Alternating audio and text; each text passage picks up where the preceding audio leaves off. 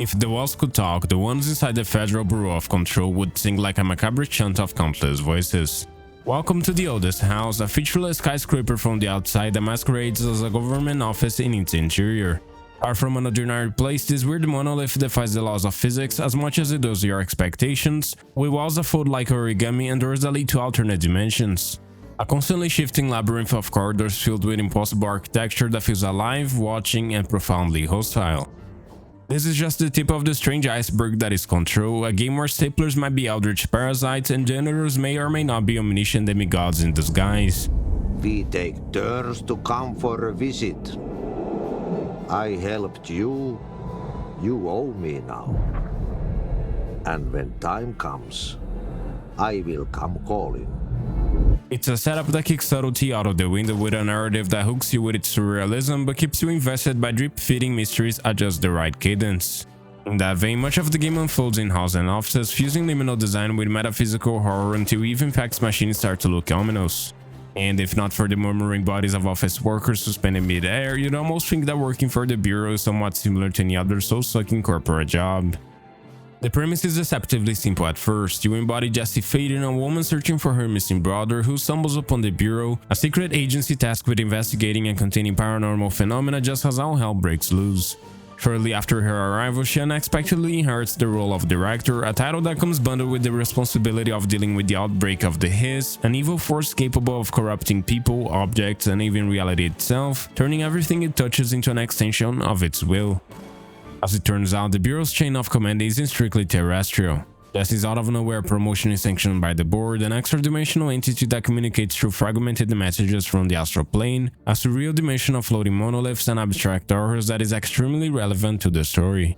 The deeper she ventures into these extraplanar territories, the more she encounters thresholds, unstable fractures where other realities bleed into the oldest house, often bringing with them physical impossibilities and hostile entities.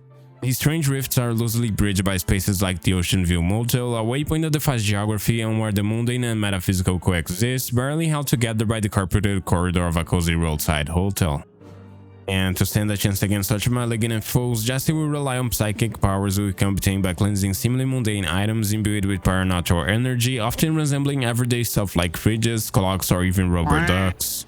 There is also Polaris, a mysterious presence connected to Jessie's subconscious, acting as both a guiding star and a shield against his incessant attempts to fracture her soul and mind. That is to say, Jessie is far from a weakling, being able to put up a fight even when faced against truly incomprehensible beings. In terms of visuals, I can say firsthand that Control is a masterclass when it comes to graphical fidelity, blending photorealism with an attention to detail that left me awestruck from start to finish. I'm talking about aesthetics that make the game look relatively next-gen several years after its original release date, thanks in no small part to its cinematic lighting, characters who actually look and act like humans, and some of the sleekest reflections I've ever seen, not even touching on the absurd ray tracing support.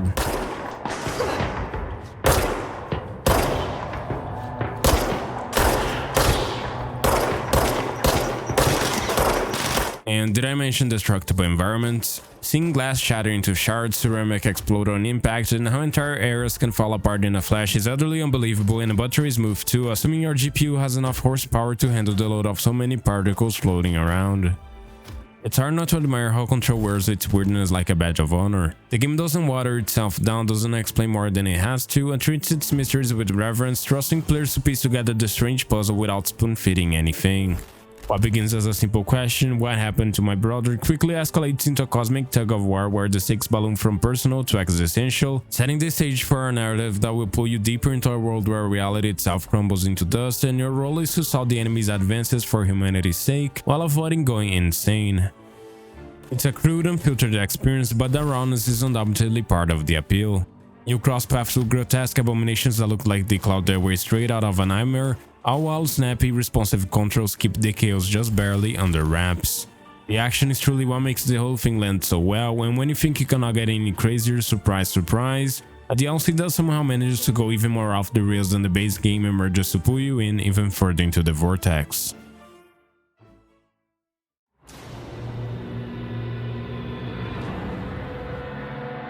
You know you're in deep trouble when your new job, which you never signed up for, might I add, hands you a gun where calling it for self-defense is an extreme understatement, and without letting out a peep about salary. Man, HR is getting out of hand these days.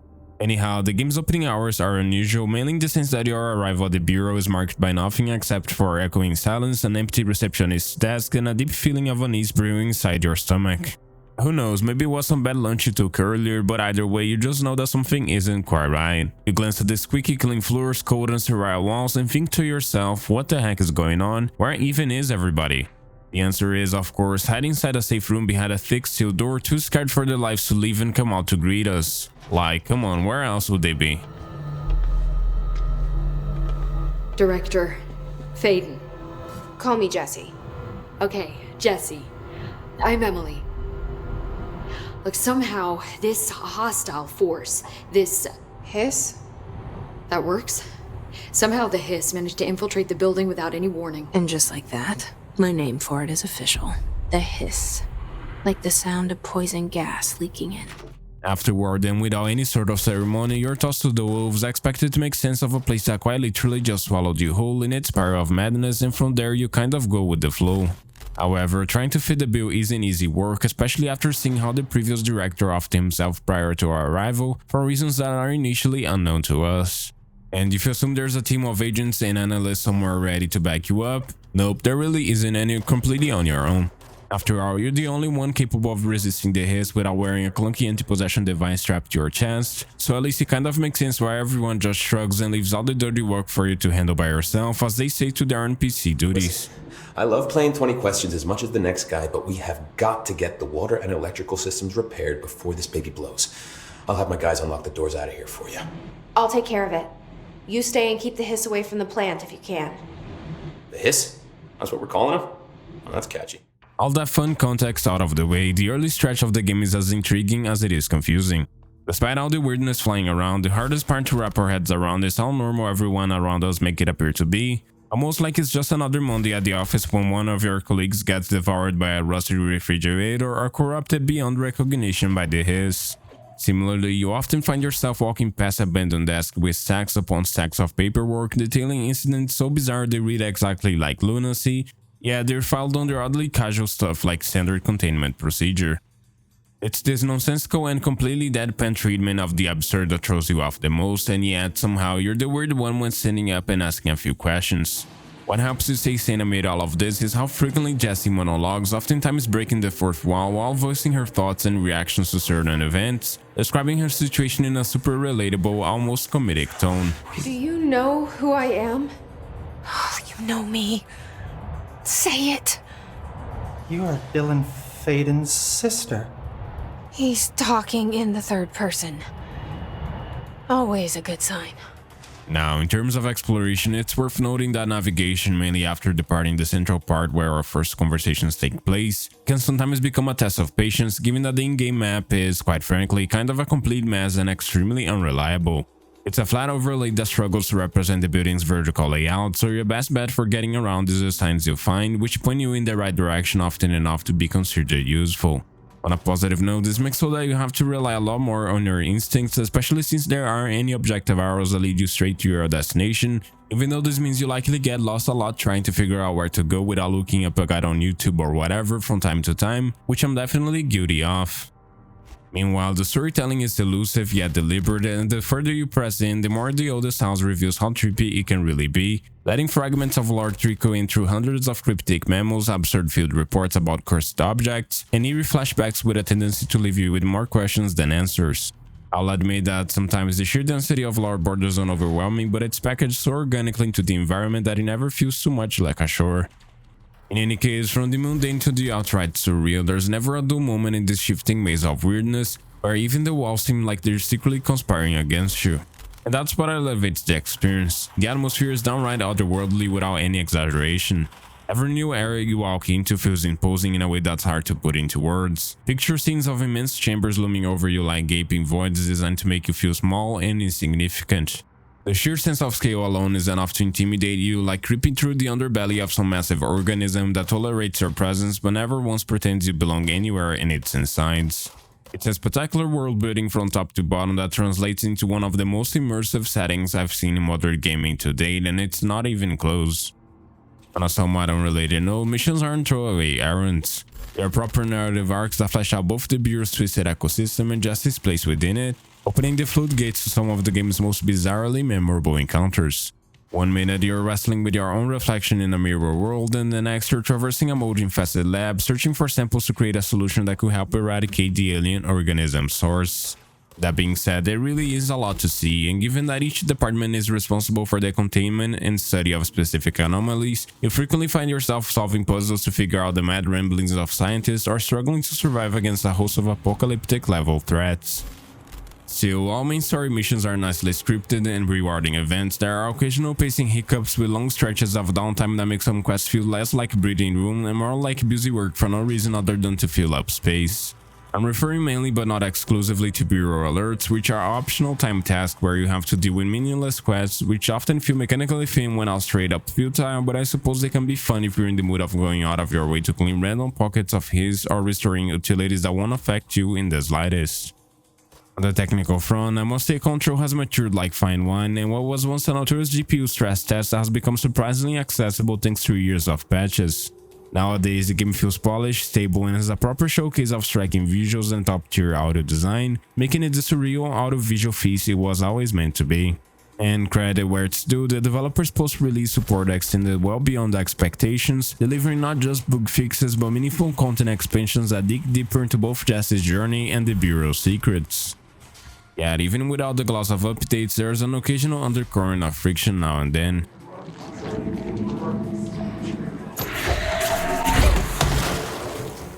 For example, enemy variety leans a bit too heavily on humanoid gunmen with red fog oozing from their faces.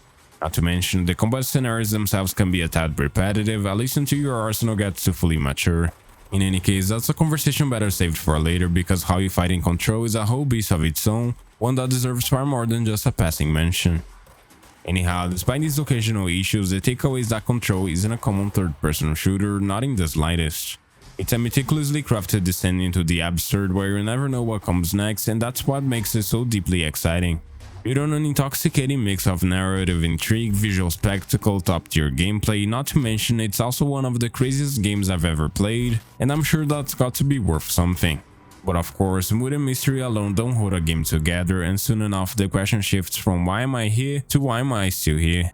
And to answer that, we'll obviously need to go further down into the rabbit hole in order to learn where we will end with this review.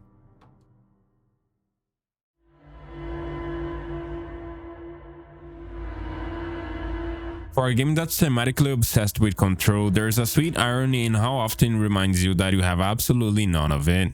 There's nothing that's predictable here. Good luck guessing when the floor will turn into a ceiling or when a group of enemies will appear out of thin air to target practice with you. In that vein, treating the game like a traditional shooter is a death sentence, primarily because it ties aggression to your survival. In this sense, the best tactic isn't hiding behind cover while carefully aiming at targets, but rather moving forward while strafing left and right like a crab, since the enemies have Stormtrooper aim as long as they are not standing still, and the only way to heal is by downing enemies, therefore passivity isn't really an option. That's the game in a nutshell, a frantic yet beautiful mess where the sooner you accept the chaos, the sooner you can thrive in it.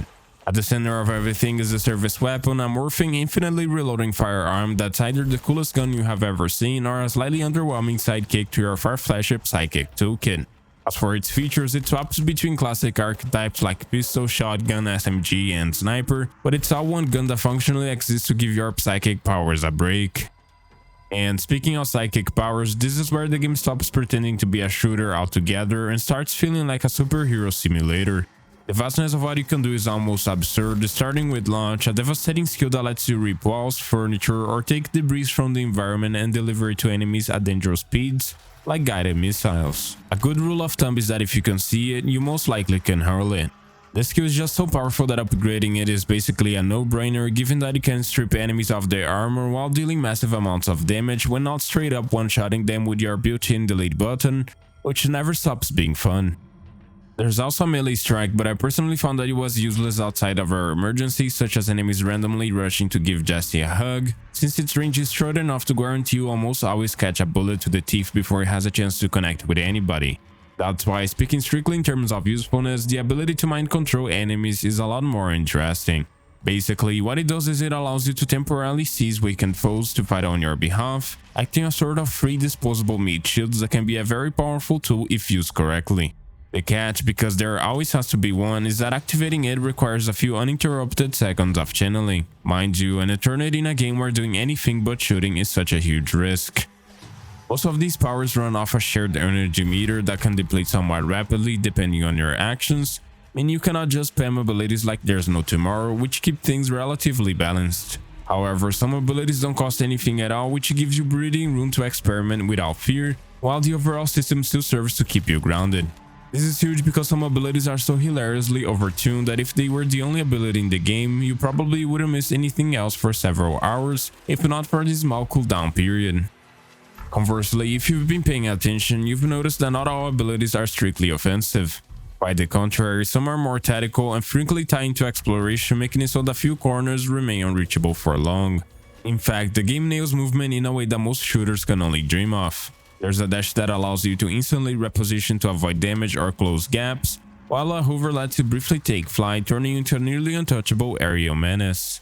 Together, both skills are absurdly useful, not in a game-breaking way, but in the sense that they are necessary to keep pace with the torrent of chaos the game throws at you.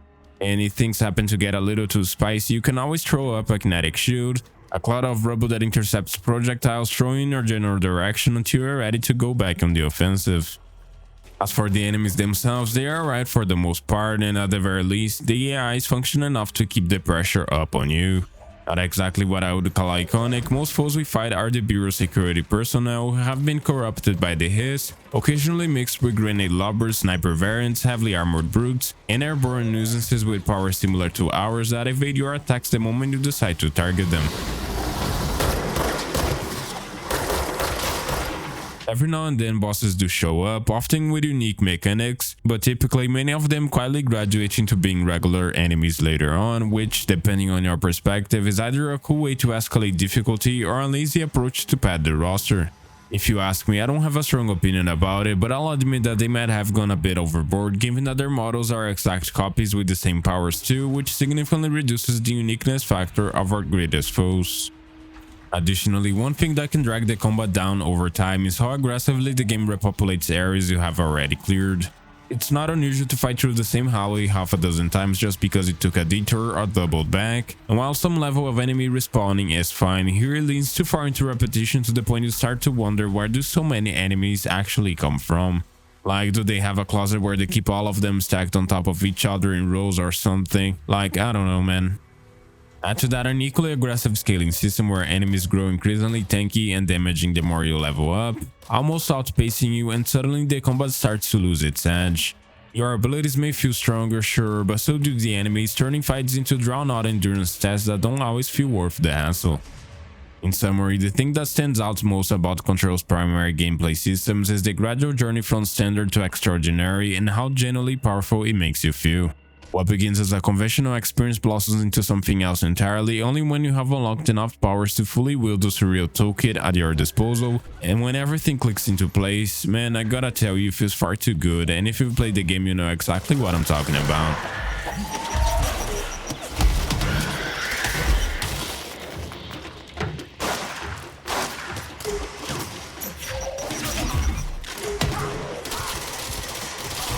It's a classic power fantasy where you start as a normal human, then eventually become unstoppable like a force of nature, with practically nothing being able to withstand your godlike abilities. And while it borrows elements from many different genres, it never feels stitched together due to how confidently it reshapes the rules. Pair that with fluid controls, pristine movement, and a top-notch combat flow where you never have to hold back because your enemy surely won't, and you get something that's uniquely exquisite.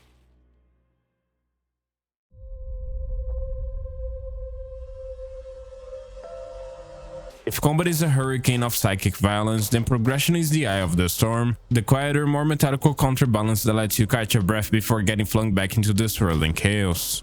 On the same vein of what I talked about earlier, there's a strange sense of rhythm to the madness that gradually reveals itself in the form of a subtle but effective feedback loop.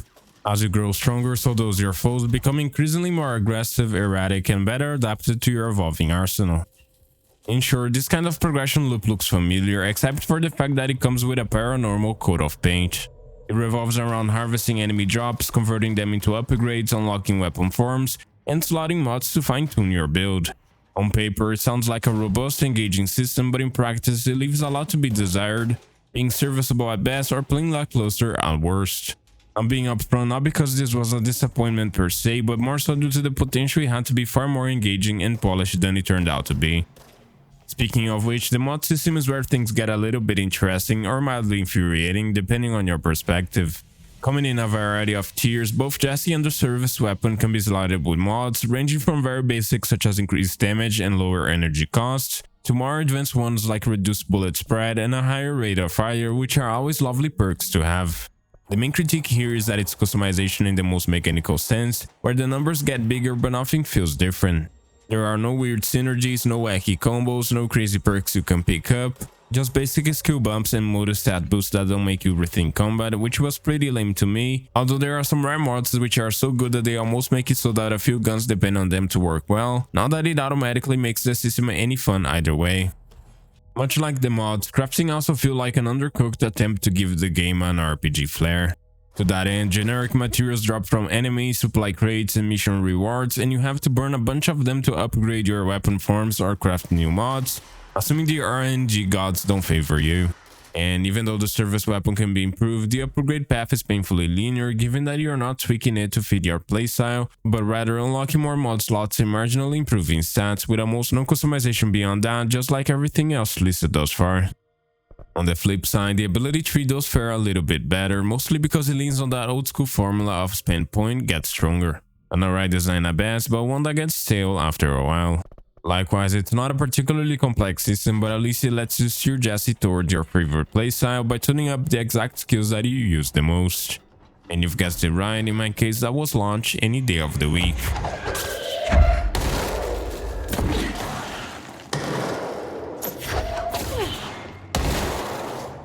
These upgrades come in a variety of forms, helping bridge the gap between us and enemies, evening the playing field without making you outright overpowered. That said, it's a bit underwhelming when you realize how few choices actually matter, as in everything is useful but nowhere near equally. And once the key upgrades are unlocked, the rest feel more like formalities than exciting milestones you would otherwise look forward to, had the system been designed less conservatively. Regardless, to fund these upgrades you need points obtained from completing quests or discovering locations hidden from prying eyes, encouraging going off-route even if the rewards aren't always worth the detour. As for exploration itself, it leans heavily into the Metroidvania structure, but it's less about backtracking for cool new areas and more about opening locked doors with keycards only to find yet another node you likely won't care much about, or a mod you scrap less than a minute later. Either way, the bigger issue is that you never know when to go back to a region because the only indication you cannot go somewhere is a beeping red light that tells you nothing except for you're not allowed in there, come back later, and 9 times out of 10 you foolishly come back only to still be barred entry, rinse and repeat. Even the control points, our main method of locomotion, try to inject a little friction into your adventures. They serve as fast travel hubs, upgrade stations, and save spots, which sound perfectly fine until you realize the game refuses to autosave outside of them for whatever reason. This creates occasional moments of tragedy where you wander too far, quit the game, and lose a bit of the session's progress because you forgot to reach the next checkpoint before hopping off. Even if it's undoubtedly your fault if that happens to you, it still feels like an awfully unforgiving and cheap restraint that has the potential to negatively impact the experience. Not the end of the world by any means, but it surely can be annoying if you're distracted and happen to quit without thinking or has to leave for whatever reason. And if you're wondering, this has happened to me a few times, which is exactly why I sound a bit sour. Anyhow, it's fair to say that the auxiliary systems in Control reflect a game that's aware of general expectations but slightly disinterested in polishing them to perfection. An oversimplification shows how shallow progression and crafting systems that are functional but uninspired, offering little meaningful customization which exists purely to keep completionists busy, giving Mimexer something to chew on, and let the rest of us pick at the edges without needing to dive all the way in. In that sense, they feel like functional window dressing, adding enough flavor to enrich the main course but never quite stealing the spotlight, providing some sense of depth but not the kind that invites any length of obsession or makes you salivate.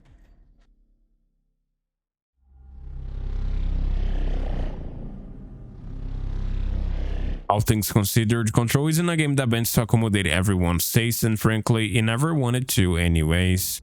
It's deliberately obtuse, narratively cryptic, structurally absurd, but also undeniably fascinating.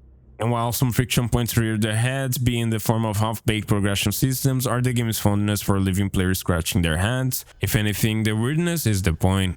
The game isn't only drop-dead gorgeous with an unapologetically weird narrative that embraces mystery and ambiguity in a way that few games dare, paired with immaculate action sequences. It's meticulously designed to feel alien, oppressive, and magnetic all at once. Beneath the layers of cryptic nonsense and design quirks, it's a game that's genuinely rewarding to sink into.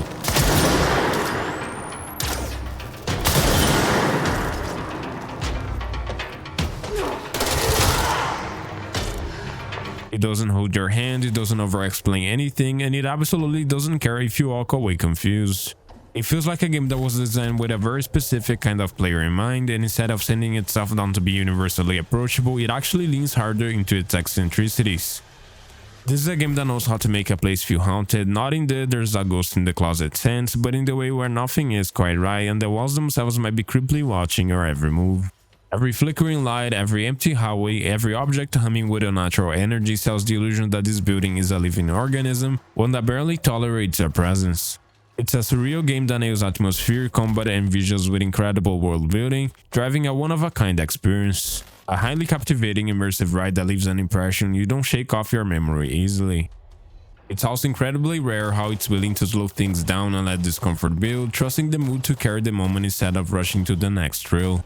That approach can make the experience feel oddly paced or even disjointed at times, but it also gives the game a strong sense of atmosphere that accompanies your every step.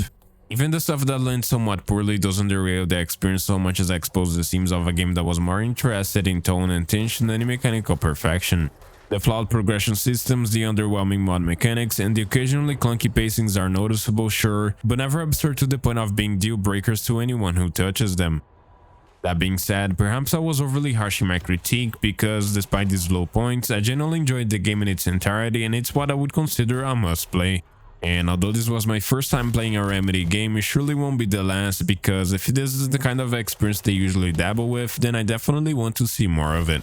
If you're drawn to games with a confusing story that may be too hard to grasp and that make you feel just like another piece on a larger board, something tiny caught in the machinery of forces way beyond comprehension, Control is about as good as it gets. Without sugarcoating anything, the game surely isn't for everyone, as few click with its vague, fragmented lore beats on a spiritual level, but the game never pretends to be more than it truly is, so there is that. And if you're the type who doesn't mind the occasional hiccup in service of a stronger vision, then this is generally worth diving into. It's one of those games where the experience is overwhelmingly positive, even if some individual bits cannot keep up with the sum of its parts. Either way, love it or hate it, Control is the kind of game that sticks with you, and honestly, that alone makes it exceedingly special in its own right. I give it a score of 9.5 because of its bold, uncompromising vision. An outstanding experience I highly recommend if you get the chance to play it. It's not just fun, it's fascinating, atmospheric, and absurdly creative.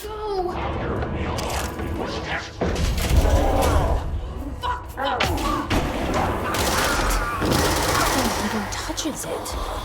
So you don't like the light. I can use that. As always, for more reviews like this one, consider subscribing, and I swear you will not regret it. Also, liking and sharing the video is very much appreciated, and feel free to leave a comment as well if you want. I always read everything, and your feedback's what helps me improve. Anyhow, I really hope to catch you next time. Until then, everyone, please take care.